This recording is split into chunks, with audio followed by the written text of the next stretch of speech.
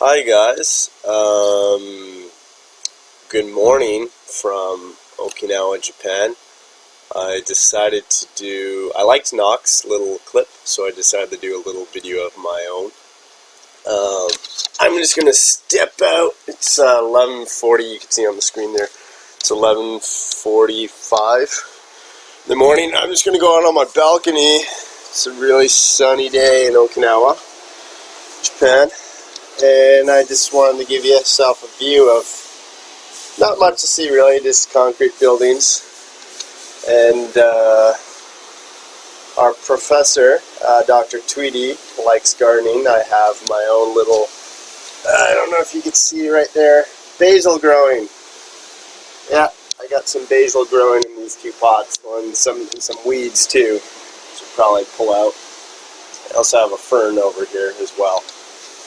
And a washing machine. Anyways, I will start. I'm the starter for this week's discussion, and I'm just going to pause the video and continue this from my desk. Ciao. Okay, I'm back here. You can see I got two things going. I got my software running here, Debut, and I also have Microsoft Word document right here. And our focus is on chapter 9. I'm going to try to keep this as short as possible. It was a long chapter, probably one of the longer ones that we've read. So starting off with this week's discussion question, share with the class an issue of interest to you raised by this week's reading. So here it seems very broad. He's leaving this really up to us. And so when it comes to issues of interest, it could be with, let's say, for example, for myself, I had an issue with something in our reading, which I actually kind of questioned. And I was like, well, really? I didn't. I mean, I understood why he stated it, but I also questioned it a little bit, so that could be an issue. And also it could be just any issues of interest that you realize that, oh, something with your own testing that you were doing, and you realized, oh, well, there's a difference from what you were doing in practice compared to what was outlined in chapter 9.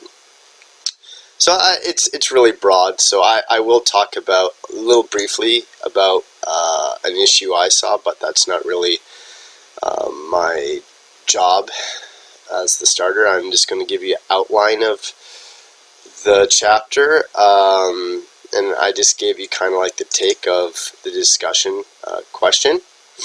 So basically I outlined, I did jot notes here, just to give you a heads up. Italics means I quoted directly from my Kindle version of the textbook. So just giving you a heads up, and the ones in bold are the three are the major points in the chapter. So you could read I'm not going to read all of these word for word. It would take too long and it'd be boring, so feel free to read this on your own time. It may provide a nice little synopsis of what's to come if you haven't read the chapter yet. So they talk about the first three. It's outlined generally in these first 3 points, point 1, 2, and 3, and basically that tasks need to be properly, they have to be representative of the population of tests that should be expected for the students, and they should also have valid samples of writing that represent the student's ability. And it is essential that samples of writing can and will be scored validly and validly, mispronounced that. So those are the main parts of this chapter. Representative tasks. Okay, they give you they tell you to specify all content, and they break it down into different sections, operations, types of text, yada yada yada. You could continue reading that, and they give a good example. There's two examples they give. Hughes gives in the text. There's the Cambridge Certificate in Communicative Skills. This is one I found. That's one of the examples. Second example is regarding English for academic purposes.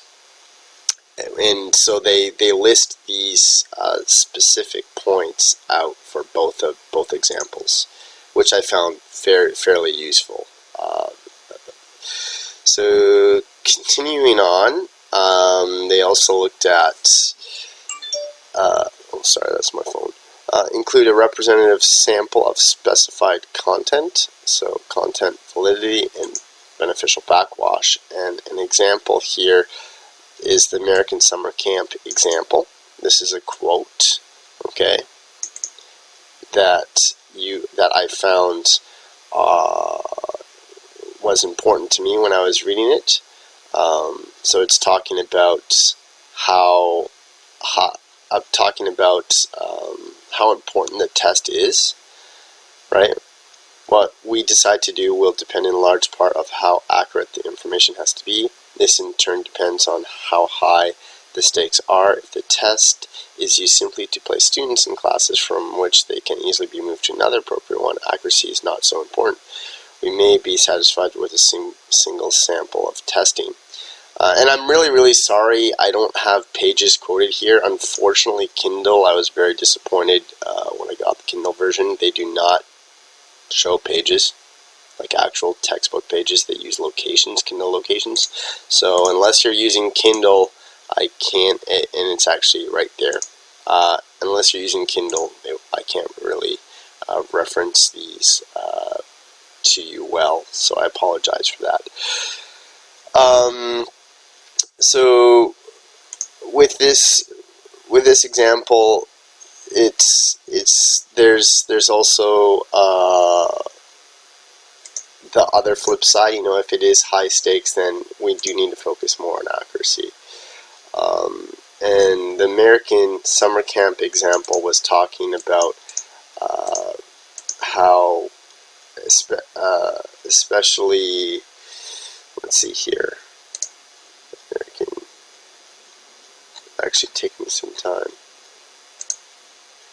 Hold on 1 second. I'll be right back, just pausing. Boop. I am back. So I found the place I was talking about here. So this is regarding the example here, the American Summer Camp example in content validity. So it says right here that content validity can be brought into question for this example, and this is just because simply that there is there's relatively few items. That there is quite a variety. There's quite a variety of tasks. But the test items are low, so content validity could be in question. However, if we're not focused, if we don't need to worry about accuracy, this isn't necessarily an issue per se.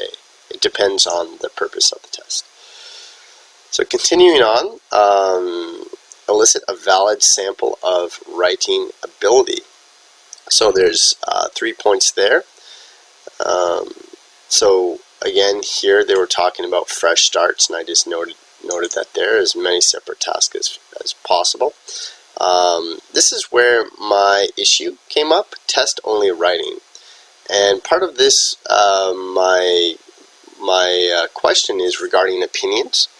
And they were saying how it shouldn't really focus on opinions. I'm kind of I don't know if I disagree 100%, but for example, in the I've been throughout this course I've been talking about the Aiken Standardized English Test, and the written component test has it's basically opinion-based question, and And I feel that given that it's an opinion-based question, they need to have somewhat of a valid opinion, somewhat valid reason. So I question this section a little bit, and especially I feel that when you're testing writing, you're also testing reading to a certain extent, because they need to be able to read and understand the instructions.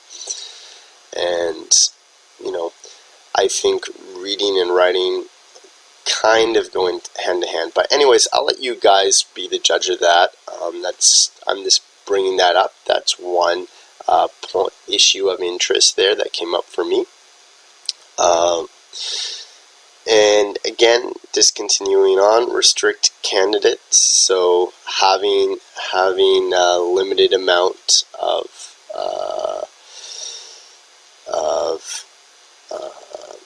variability. So in the chapter, the envy example is actually a good example of that, of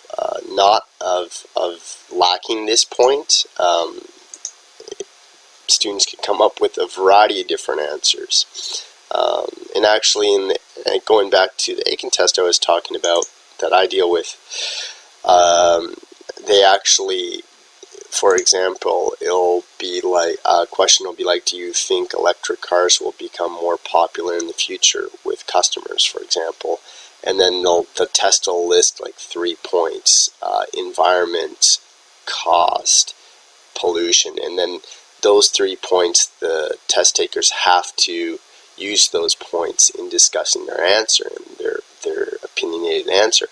And that's part of restricting candidates, which I found went hand in hand there.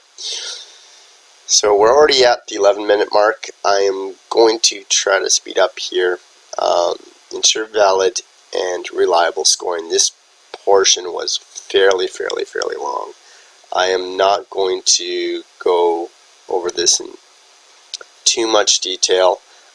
Here it's talking about a disadvantage about analytic, and it's talking about, I'm not going to read it because it's fairly long, but go ahead, feel free to read it.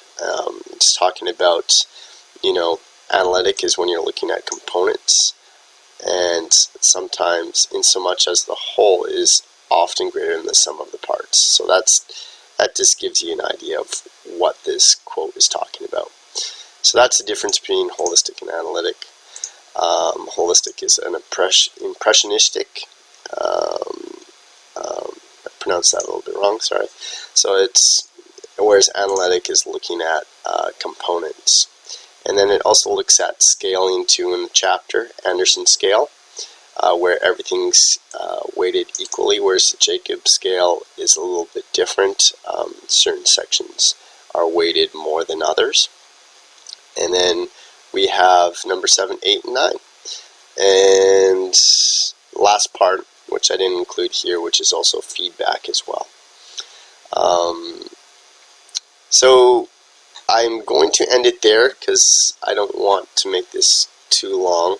Hopefully I gave you guys a good overview of the chapter and helped clarify, maybe with my own take from the discussion question posed by Dr. Tweedy. Thank you so much, guys, and I look forward to your responses in this week's discussion. Bye-bye.